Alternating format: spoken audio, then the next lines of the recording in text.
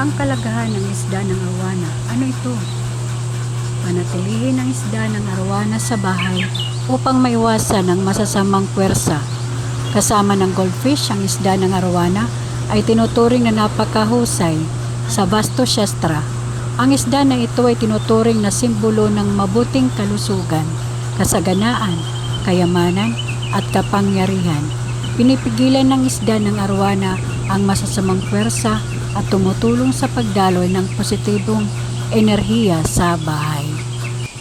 Sa Feng Shui, ang arwana fish na kilala rin ng bilang ng Golden Dragon ay tinuturing na isang makapangyarihang simbolo bilang nagdadala ng swerte.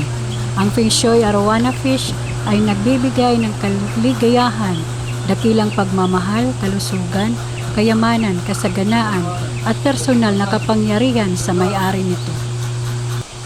Maswerteng isda ba ang arwana? Arwana fish.